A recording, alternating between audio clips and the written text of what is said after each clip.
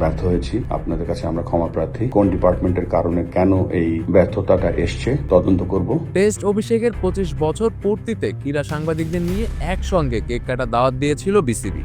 কিন্তু ঘণ্টাখানেক পেরিয়ে দেখা গেল সেই সাংবাদিকদের ছাড়াই কেক কেটে উদযাপন করছেন বিসিবি কর্তারা।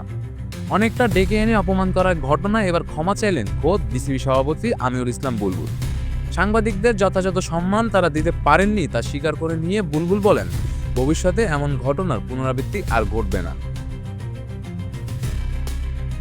10 নভেম্বর টেস্ট খেলার 25 বছর পার করেছে বাংলাদেশ, কিন্তু ক্রিকেট রয়ে গেছে রাজধানীমুখী। সভাপতি আমিরুল ইসলাম বুলবুল স্বল্পকালীন মেয়াদে দায়িত্ব নেওয়ার সময় থেকেই বলেছেন, ক্রিকেটের বিকেন্দ্রীকরণ করতে চান তিনি। সেই লক্ষ্যে গত প্রথমবারের মতো বাংলাদেশ ক্রিকেট কনফারেন্সের আয়োজন করেছিল বিসিবি। 2 দিন ব্যাপী এই কনফারেন্সের প্রথম দিন অংশ নিয়েছিল দেশের 8টি বিভাগ ও 64টি জেলার প্রায় 250 জন ক্রিকেট কোচ, কাউন্সিলর, নারী উদ্যোক্তা প্রতিনিধি ও ক্রীড়া কর্মকর্তা।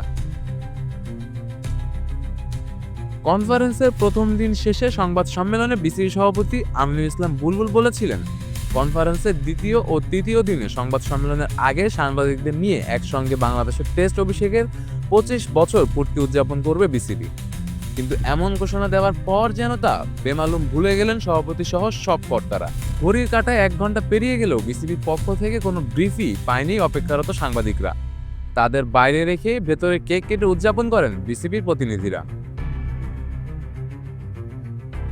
সেই ঘটনার পর বিসিবির সংবাদ সম্মেলন বয়কটের ঘোষণা দেন সাংবাদিকরা।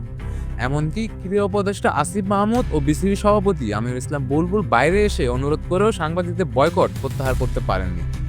অগত্যা সংবাদ মাধ্যমে পাঠানো এক ভিডিও বার্তায় সব ভুল স্বীকার করেন বুলবুল। কার গাফলতিতে এমন ঘটনা ঘটেছে সেটিও খতিয়ে দেখার অঙ্গীকার করেন বুলবুল। ভবিষ্যতে আর এমন ঘটনা ঘটবে না। এবার দেখার বিষয়, ক্রীড়া উপদেষ্টার অনুরোধেও মন না গলা সাংবাদিকদের মন এই ক্ষমা চাওয়ার পর নরম হয় কিনা। শেখ মেহেদী হাসান, ডি স্পোর্টস।